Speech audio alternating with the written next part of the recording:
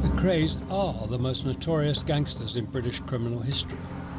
They were captured by the police at the height of their career and charged with murder at the age of 34.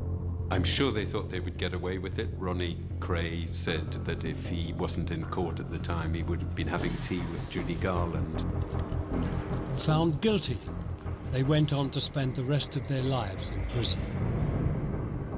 In that time, the legend of the Krays grew, and their fame transformed into infamy. The Krays are the gangsters that to be compared with all other kinds of organised crime ever since. It's remarkable.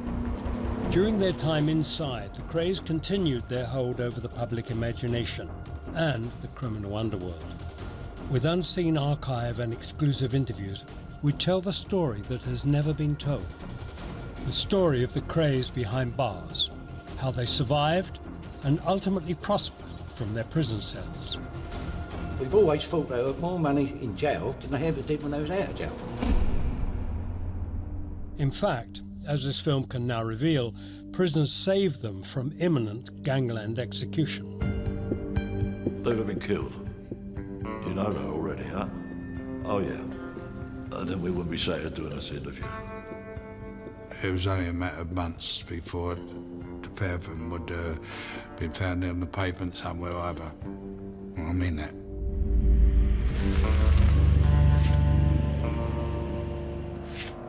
On the morning of May 9th, 1968, the Krays were at the height of their criminal career.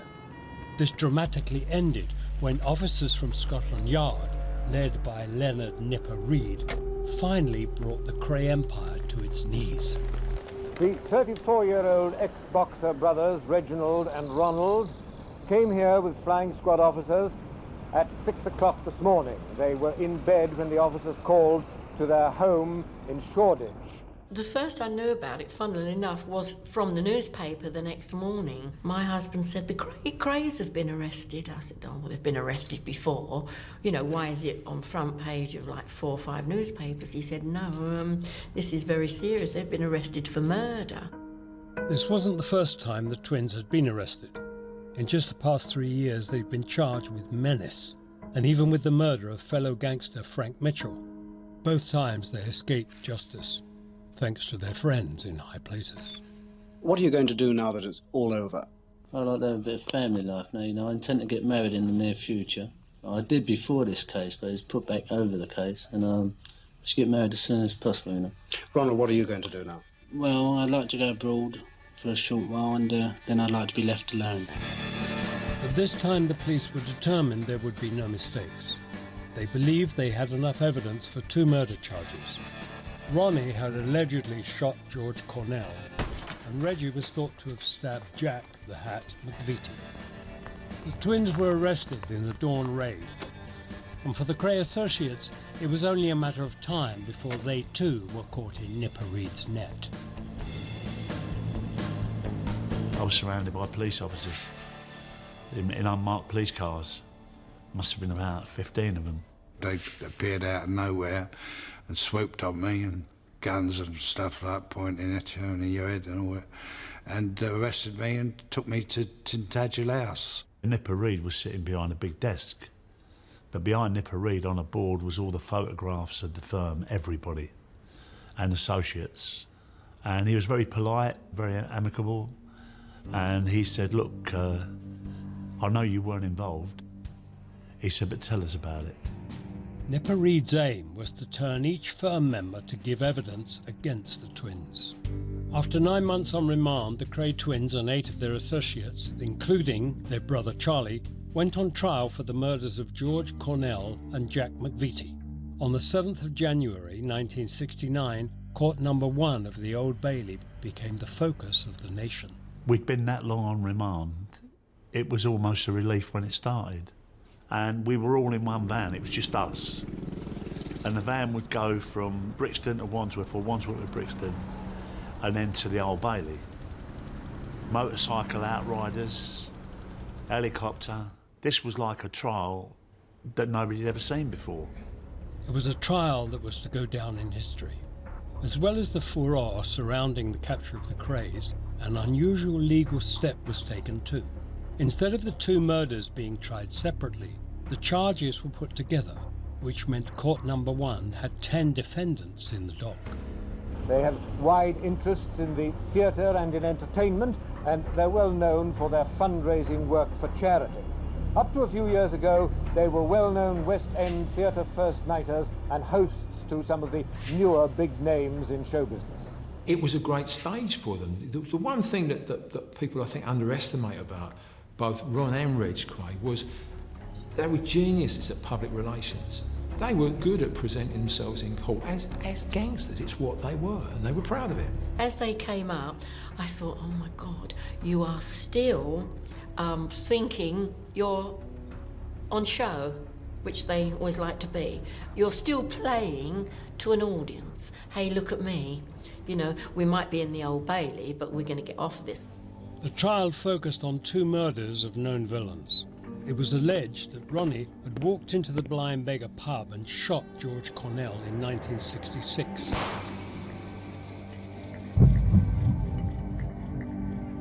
And that Reggie had stabbed Jack McVitie to death 1 year later in 1967.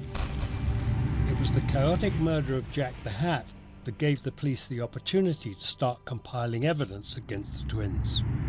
They just kept rolling over one after the other, you know. But nothing surprised me at all once they started rolling over. Then a lot of them did, you know. They had about 30 statements inside a few weeks. The very romantic idea that certainly Ronnie had about the underworld and you don't grass and you don't inform, all this was thrown out of the window as soon as they got in the Old Bailey. But it wasn't just firm members giving evidence against the Krays. Nipper Reed had an ace up his sleeve. They were invincible. They were totally invincible.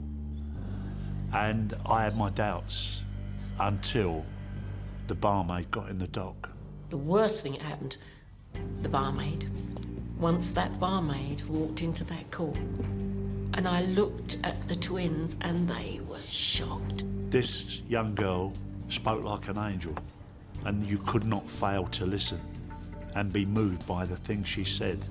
You could tell this was a girl that was speaking the truth.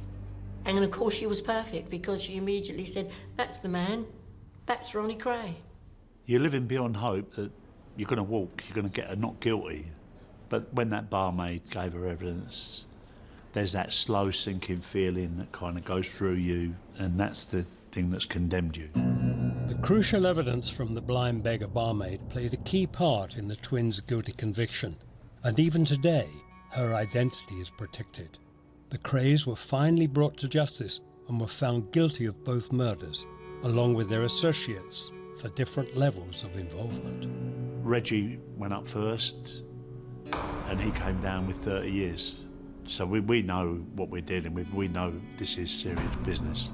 Ronnie was also given 30 years. Freddie Foreman 10, Charlie Kray 10, and Chris Lambriano 15. The judge, Melford Stevenson, was a very heavy-duty character, and at the end of the trial he told them that society needs a rest from your behaviour, which has almost become a cliche for judges to say now. You're looking at endless years. You can't even begin to see the end of it. And then you think, where my loyalties lie? What am I going to say to my daughter? It does, at first sight, appear to be quite a harsh sentence, and I think there's quite a well-identifiable reason for that. These two were challenging the establishment, and the state wanted to stamp that out and say, hang on a minute, we're not going to tolerate this kind of behaviour. And they were held up almost as an example for others to not, get involved in this kind of thing, because this is what would happen to you. The Kray firm would serve a total of over 110 years behind bars. The twins had been sentenced to life in prison, and in their case, life meant life. Their violent crimes and notoriety meant Ronnie and Reggie Kray were viewed as the most dangerous men in Britain, and the police were taking no chances when transporting them and their associates to prison. We went up with an escort of all Jaguar squad cars, about 6 tallied us up, and on every flyover there was coppers on the top of the flyovers, like with the walkie-talkies and that, and it was mad, it was. The prison system at the time was coming back from a period in which it had really been ridiculed and made fun of because of all the escapes that had happened in the previous decade. It wanted to kind of assert its power and its authority, so there would have been a lot of anxiety around receiving these two. We were classed as the worst of the criminal element in prison, so we were all kind of double category A. So instead of having us, you know, in amongst the general population, they got these special units. Your Category A prisoners would go to a prison within a prison, essentially, where it was felt that they would be able to be contained and there'd be less of a risk to the public and other prisoners. And they called it the submarine because it had low ceilings, and they reinforced all the cells and bars in the window. You couldn't see the daylight coming through the windows, and the doors had so many locks and bolts on them you wouldn't believe it. Initially the twins were separated. Ronnie went to Durham prison, Reggie to Parkhurst. It was a far cry from the life they'd left behind, the whirlwind of glamour and celebrity in London's West End they had cultivated at the height of their fame. Well, when you're first given it, it's just numbers. You walk in that cell and you've got your bare cell equipment in there, and you're looking at a concrete tomb. And it don't hit you the first night. It don't hit you, you're just banged up. And then you think, I've got this for 10 years, 12 years, 15 years, 30 years. It's just complete boredom, you know. When you live in that close proximity, there was more rows and fights in there than there was in a wing with 300 prisoners. But he'd never come out and mixed with anybody. But yeah, he really is in his own little world, you know, his own shell. Thanks to the efforts of their mother, Violet, the twins were reunited when Ronnie was transferred to Reggie's prison, Parkhurst on the Isle of Wight, known as the British Alcatraz. You'd have IRA terrorists in there, some bad child killers who nobody'd speak to, people who were just very violent, and people who were notorious, like Ronnie and Reggie Kray.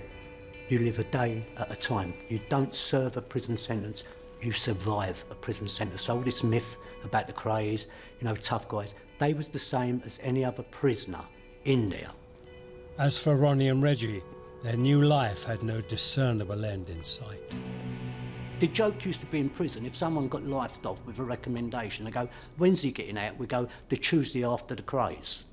Right? That was the joke in prison. In other words, they ain't coming out. Was it worth it? Where is the money now? Where is the glamour now? Where is the excitement now? But it was the money, glamour and excitement that drove a young Ronnie and Reggie to a life of crime. In the post-war years, they were two young lads from an impoverished East End of London with something to prove. In my world, you was either a footballer or a boxer, or you was a criminal. Did I think about the consequences when I didn't? No, I didn't. I wanted what I needed. I wanted what other people had. And if crime was the way I got it, then so be it. Their activities included extortion, protection and fraud, all grown out of operating snooker halls and clubs in the East End. The twins' violent reputation was soon noticed. They were talent spotted by West End gang leaders as natural successors to a more glamorous lifestyle. They came just after the people who were running organised crime in central London, Billy Hill and Jack Spot. And they were the next generation, and I think both Hill and Spot saw them as the young pretenders coming along. But whereas on the outside they'd been all-powerful, behind bars their authority was quickly challenged. On one infamous occasion, Ronnie flew into a rage with a fellow prisoner when he refused to give the Kray twins some privacy. Now, in all prison wings, it's very hard to find weapons. And in Parkhurst's security wing, it was virtually impossible. So the only weapons they could find were 2 sauce bottles they had. So they emptied the tomato sauce out, wrapped the bottles in a towel and broke them, and now they've got the top of the bottle with very jagged shards. So, cut to the following morning, Grantham's lying in bed because he didn't get up for breakfast. Suddenly the door flies open. It's Ronnie. He runs in, he jumps and sits on Grantham's chest and starts slashing away at his face with a broken glass. Reggie, right behind him, jumps in and starts slashing at his stomach. They had a hanger-on the firm called Neil Adamson. Bit of an idiot. He came running in. He'd made a spear. He had a broomstick with a bit of glass taped to the end, and while they were slashing him open, he was stabbing him with the spear. Despite fighting in unison, once behind bars, Ronnie and Reggie found it hard to coexist. They bickered and argued all the time, plus, because it was the twins, there was always a few people who were a little bit lively that fancied themselves, and they were doing a lot of damage, right? At the end of the day, this is from Ronnie's mouth, he said he was getting pissed off with it. He just wanted out of it, it was arguments day in, day out. And it was his old friend, Frank Fraser, who said to him, Broadmoor's fine. If you go to Broadmoor, get yourself nutted off, you can wear your own clothes. Everybody knows that Ron was a homosexual. You can have as much sex as you like there. He says, so I thought to myself, I'm going to play up, really play up. I'm going to get myself nutted off. It's commonly accepted that Ronnie was somebody who needed medication to control his moods and his temperament. And to me, that would suggest that he was mentally ill as opposed to psychopathic. So here was somebody who, without medication, would become very upset, very anxious, very frightened on occasions. When I heard that he'd gone to Broadmoor, I thought, good. I thought he'll be better. He'll have his treatment. He'll have a room to himself. He'll be allowed to do what he wants. He'll be allowed to wear what he wants, which would please him greatly. He'll allowed to have all the visitors that he wanted. Ronnie's status switched from prisoner to patient under the Mental Health Act. In Broadmoor, you are a patient, you're not a prisoner. You're a resident, you're not an inmate. So the kind of labelling that goes on does change your self-concept a little bit, and it's quite clear that Ronnie got on better in that environment than he did in the prison system. Once the twins had been separated, one thing became abundantly clear. Their relationship was hugely complex. There was an affinity between them two which was unbreakable. They kind of interwoven characters, and it was something that I think brought them down eventually, Reggie made his own way. Ronnie, to be quite honest, apart from not being let out the door, he was in like a holiday camp compared to what Reg went through. For Reggie, life in Parkhurst soon became a lot tougher without his twin. It left Reggie totally isolated, no backup. And then people started taking liberties because then they said he hasn't got Ronnie with him. So we had a lot of fights to contend with, a lot of hard years. They wrote to each other all the time, and it was really sad. Like sometimes I'd go and see Reg, because there was me, Charlie, Reg all on the same day. I'd go and see Reg, and I'd go, how's Ron? And he'd go, oh, he's all right. But you could see it was hurting, And it would be like a mother being took away from a child. You took back twins here. They had a close relationship as kids, they had close relationships as adults, and all of a sudden you're torn them apart. Together they would die for each other. But they used to get into the most violent of fights with each other. But if anybody got in there to try and separate them, they'd turn and they'd kill them. It's as simple as that.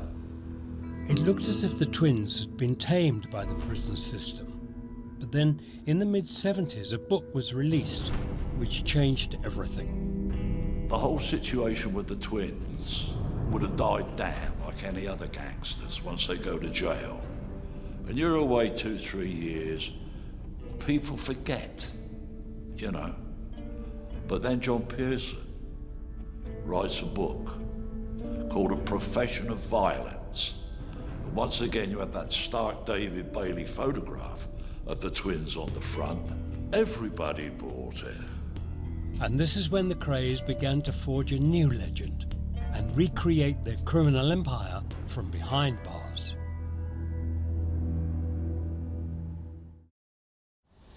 The most famous villains of the 20th century were slowly adapting to prison life, fading into obscurity.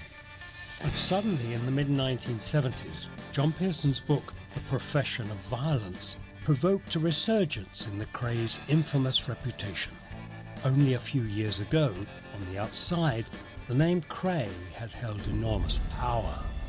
They had really only just got started before they got nicked. But no matter where they went, they didn't have to demand protection money. People wanted to give it to them, just to have their name there, you know. Don't start in here, Krays look after us. They never saved a penny. It was always that war cry, you know. They get up in the morning, realise they spent the dough that they've got, and we've got to go out and get some more. You know, it was like a daily routine with them. And this constant need for money continued once the twins were off the streets and residing at Her Majesty's pleasure. In fact, it was only just the beginning. As Ron saw, the fame inspired by the book opened up business opportunities. He said, listen, we need to get some money. I thought, oh, shite, here we go. He was very switched on to making legitimate money. I said, well, have you ever thought of like T-shirts, Kray twins on tour, or so he started laughing. He said, go on, tell me some more. I said, I'm sure I can fix something up. Do it, straight away. At one point, the twins were said to be earning £3,000 per week from Kray merchandise, but this was only the beginning. The twins found that they could expand into other business interests. Essentially, the twins started licensing their name for other companies to use. I mean, some of those people that used to want to come and see them were like security firms. Give us a couple of grand, yeah, you can use our name. You're with us. Give us a couple of grand. And they were pinching 2 grand here, 2 grand there, just by people that wanted to be able to say, well, you know, well, wouldn't do that if I was you, we're associated with the Krays. And when elder brother Charlie was released from prison, they had a man on the outside who could rebuild the Kray empire. He set up Kray Enterprises, which collected earnings from the twins' lucrative rackets operated from the inside. Kray Enterprises was actually put up as a legitimate company by Charlie, right? That was going to supply bodyguards, personal protection. We've always thought they had more money in jail than they ever did when they was out of jail. Papers later released under the Freedom of Information Act show the authorities in Broadmoor were monitoring these business activities. One referred to a business card describing Kray Enterprises as personal aids to the Hollywood stars. It was thought that Frank Sinatra hired 18 bodyguards from the firm for a trip to London. There was no legal basis to shut it down, but as usual with the Krays, it soon ran its course. A few guys that they had on the books was like knocking a few people out unnecessarily, not even for wages. I just happened to say to Charlie at the time, you've got to turn this one in. This is stupid for you. And he did, he wiped it down. With the resurgence of the Kray brand, it meant that the twins were still household names. In 1982, one of their most personal moments became the most public. They received the devastating news that their beloved mother, Violet, was dead. It was very important to them. They were very close to their mother. It was very important for the general public because it was open, you could go along to the funeral. Reggie, I remember, was furious about the funeral because he said they handcuffed me to the biggest prison officer they could find, and they did that on purpose to humiliate me, to make me look small against this big guy next to me. This exclusive footage from inside the church was filmed by a friend of Charlie Kray. It has never been seen on television before.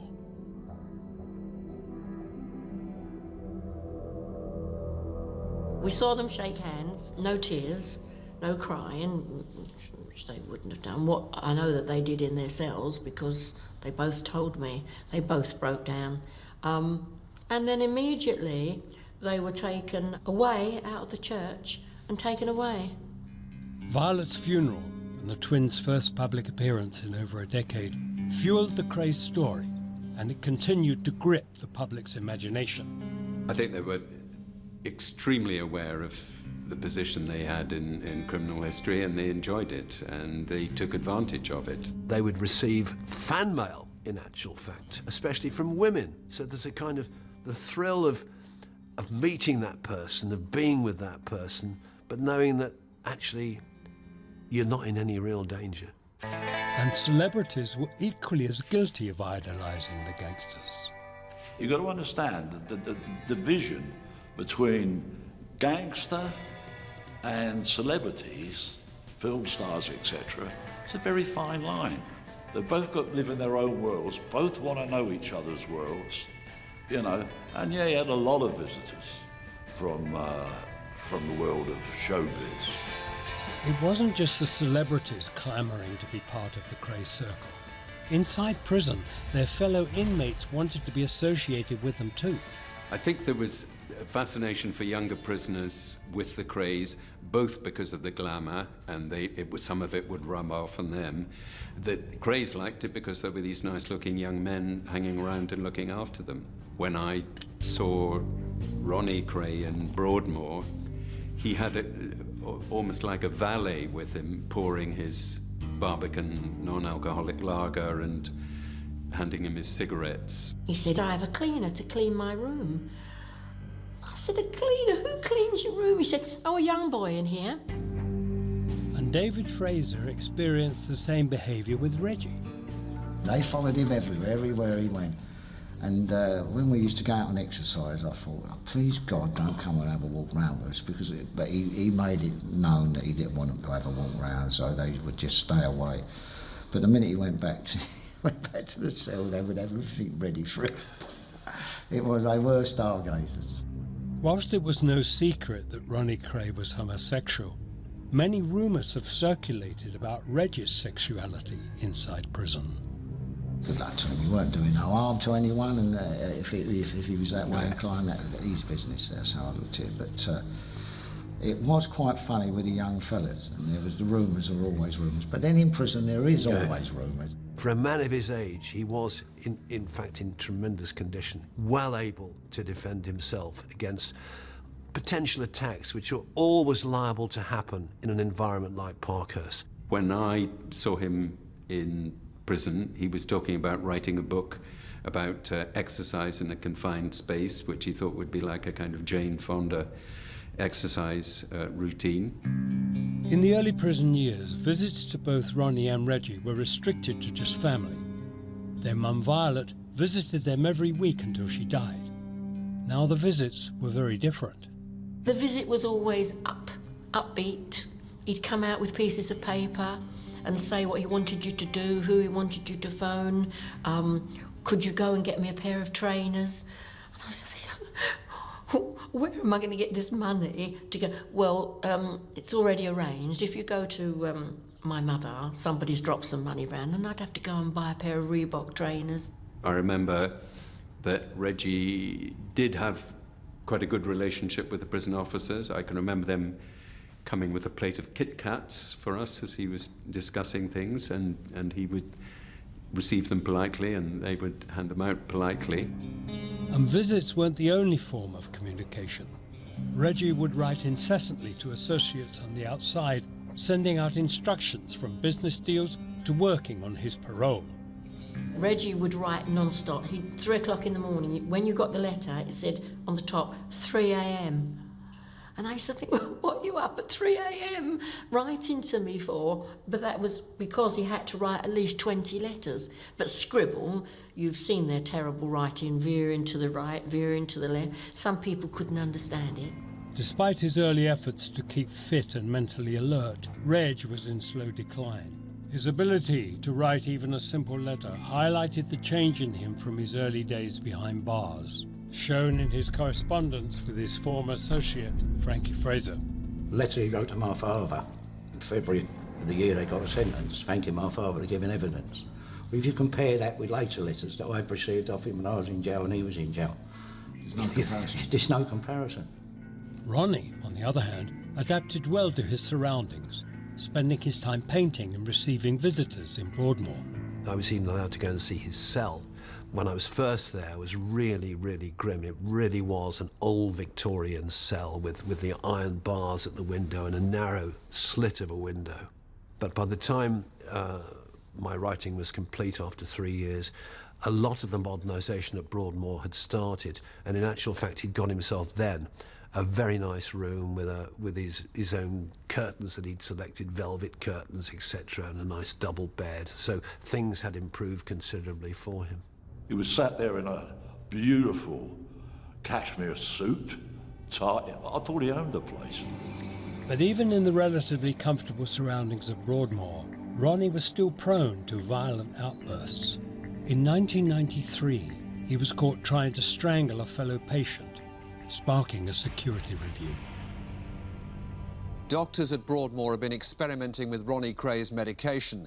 In other words, the drugs they use to control his schizophrenia. That's put him under a lot of stress. He's certainly been very depressed for the last 2 or 3 weeks, combined also with perhaps goading from another patient. And you've got the recipe there for, if you like, a cocktail of violence. Despite their fluctuating fortunes behind bars, the twins' legend was set to grow again, this time with a major feature film. The deal was brokered by Wolf Pine, but it had to be right, especially for Ronnie.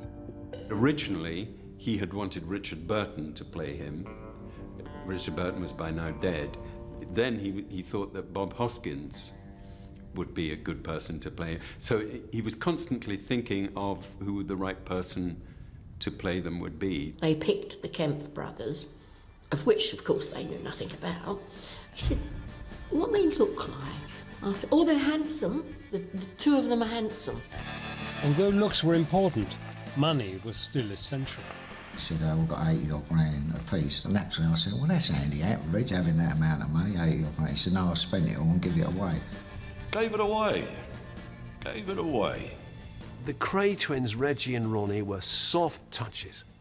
People would write to them and say, often quite genuinely, I'm sure, my son, you know, he's terribly poorly, he's dying. They would never say no. They would never check it out. They would, if someone said, I need £5,000 because I've got cancer, I need special treatment, they would say, right, pay them. Money was easy come, easy go for the twins. Freedom was much harder to achieve. As the Kray twins grew older, they established a new way of life. Ronnie and Reggie had their books and a film deal. The money was less and less important to them. Now all they needed was their release. And Ronnie took drastic steps to make this happen. Even though Ron was openly gay, he surprised everyone when he decided to get married in Broadmoor. He had this dream, this vision of freedom. And Ronnie, I think, always believed that one day he would be free. And I think that's also why he got married. His mind was alert enough to know, like, if I can convince the authorities that I'm sane and I'm no longer a danger, I'm not homosexual, I'm in a proper man-woman relationship, that I'm sane, I'll get out of this and then I've got a chance of getting out. It was a plan that was clearly in Reggie's mind too. He asked Maureen to marry him on 3 different occasions. He said, I've asked her to marry me. She hasn't said yes yet. So Charlie Kray said, what does she want the aggravation of being married to you for? You already give her enough to do, buying this, buying that, go and see this one, write this letter, keep up the parole for me. In 1985, Ron married his first wife, Elaine, a friend of Maureen Flanagan's, who had been writing to him in Broadmoor, and who Maureen took with her on one of her many visits. He said, are you all right, Elaine? She said, yeah, I'm fine, Ron. He said, right, well, now, are we going to get married or what? Just like that. And she went and looked at me, and Ronnie said, what are you looking at her for? It's me you've got to answer. Yes? She went, you're okay. He said, all I wanted you to say, yes, because I'm going to get the son involved because they'll give us a lot of money. I thought, oh my God, please don't tell me you're just doing this marriage for the money. So I said, have you spoken to someone at the Sun? He said, yes. and I'm going to get 20 grand. After 4 years, in 1989, Ronnie divorced Elaine so he could marry his next wife, Kate, a kissogram from Kent. He's a real gentleman, one of the old school. There's not many of them about. But what sort of marriage will it be, as far as you're concerned? I mean, how often will you see him? Well, I see him twice a week. I'm in contact with him every night, because I ring him every night. That's all, really, just twice a week. Ronnie's marriage to Kate was more or less it was almost a show business affair, and he was actually allowed out of Broadmoor to a local hotel to marry Kate, and several other gangland figures were there. Wedding was over, they had a kiss and a glass of champagne, and it was back inside to Broadmoor. And what about the future? How do you see the future? Well, it'd be nice if they let him out, and hopefully they will. But if they don't, I'll take what I can get. Again, the marriage didn't last, but the stories kept the Kray name alive. By the early 1990s, the Kray twins were cemented into popular culture. The twins, although separated, continued to visit each other on an average once a month. However, the strong bond between them was finally broken forever on March 17th, 1995. Ronnie died suddenly of a heart attack, leaving Reg devastated. He was in a different wing to me, Reggie, and when I heard the news that Ronnie died, he was in pieces then, and they let me go over and see him, and it was just talking and reminiscing, and you know, and then he'd have a little cry, and then they'd let me stay there right through the day with him to keep him in company. I wrote the obituary for Ron Kray, and I was just struck by the reaction of the media that they became fans. The media became fans of the Krays. They would typically, there'd be a huge picture of the twins, and there'd be stories about his death, there'd be stories about what terrible, evil people they were, and then see page 4, 5, 6 and 7 for more stories about the Krays. It sold newspapers, you know. And Reggie, ever the Krays' PR man, threw himself into arranging his brother's final farewell. And when Reggie arranged all that funeral, he said, we've got 26 limos. I thought, oh my God. And he's going to be buried like a king. This is all on the phone to me. And I want you to be the person in the church that seats the people. I thought, oh God. My brother Charlie and I will ensure that he has a good, decent funeral. He's going to be buried at Chingford Cemetery, where my mother and father lay. We will be giving it to national press so they can inform the public and our friends. There was a service in East London, and they read a bit of Invictus by Henley. I think we had My Way sung. It was an enormous event, and then it went out to the cemetery. That's when Reggie arrived with the prison officers. It was the scale of it that was extraordinary, and people like Frankie Fraser sort of waving to the crowds as he drove through as part of the funeral cortege. You had lots of men in dark glasses and suits embracing each other. You know, back in the 60s, the idea of men embracing each other at a graveyard would have been, you know, oh my God, no. But it now was like a scene from a Godfather film. Ronnie's funeral provided an opportunity for the next generation of London's gangland to mix with the old guard. Rumours of drug taking off Ronnie's coffin lid and the subsequent violence fueled the media hype for weeks after. Well, he's a good brother, he's very loyal and he's very generous.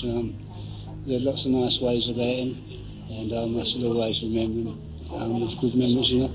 I know he's at peace, that's the main thing, he's at peace. So his friend is at peace, so I'm pleased with that. You know. As Reggie began to adjust to life knowing he would never be reunited with his twin, he eventually started to look to the future. Ever hopeful of being freed, a meeting with a young filmmaker named Roberta led to a life-changing event. Reggie, I think, didn't want to be alone. And they were genuinely friends, you know. Again, perhaps Reggie thought, if I'm married, if I've got this respectable background, it'll be okay, I'll be freed. And I genuinely believe this to this day.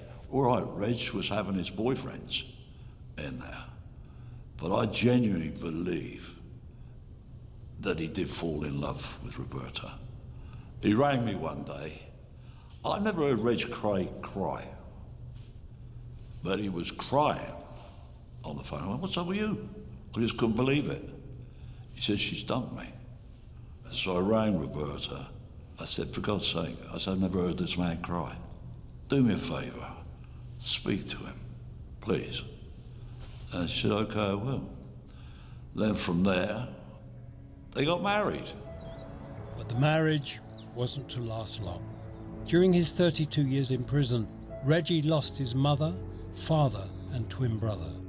His elder brother Charlie died in April 2000. At the same time, Reggie became seriously ill. Reggie got stomach cancer. We kept applying for parole, which they agreed when he had about, well, they said 2 months to live. Reggie was released for his final 5 weeks. He lived in a hotel, nursed by his wife, Roberta. On the day he died, 4 men stayed with him, each one a criminal legend. He actually died in my arms. He couldn't speak and talk, and he was semi-conscious, but he was struggling with the breathing and that. And I said, I had my arm around his back, and I said, "Don't fight it, Reg." I said, let it go, you know. So see another time, another place. I said, you know, and I'll come over a bit emotional because I'm a bit emotional person. And I took my arm away. I said, "He's gone." I said, "He's gone, you know." And Joe Powell and Johnny Nash stayed there. And I said, "He's gone," because I couldn't hear any breathing or he wasn't making any noise at all, you know. And then all of a sudden he went, that's how he went. And everyone jumped. I jumped. They all jumped in the air like that. And he made that, that's what he made, that was the last air expelling from his body, you know, coming out of his body. And made that noise just as well as I did then. And it does make you jump, doesn't it? And once again the East End came to a standstill as it said farewell to another notorious son. The funeral procession was to wind through the streets where the Kray twins grew up, in which they later ruled. Since Reggie's death, the Kray twins have remained a popular symbol of a moment in time. The swinging 60s, when anything was possible. Kray should be remembered as a strange phenomenon of British culture. I remember them all with affection. I wish I'd never met them. They become Robin Hoods. But my father has become like a Robin Hood syndrome. There'll be a million stories, a million lies and a million stories. By going to prison, Ronnie and Reggie cemented their place as legends of the underworld. As they aged safely behind bars, so their brand grew, achieving a notoriety which perhaps could never have been reached on the outside. But they and their victims paid a price for that fame. I believe in the end that prison did break them both. It broke their health. And in the end, I think, certainly in the case of Ronnie, it broke their spirit as well. I think if there is a legacy, it's don't be an unsuccessful criminal. Because whatever else they were very unsuccessful criminals. Crime don't pay. Charlie Kray died in prison. Reggie Kray died in prison. Ronnie Kray died in prison. For whatever they achieved in life was such a small amount to what they might have achieved.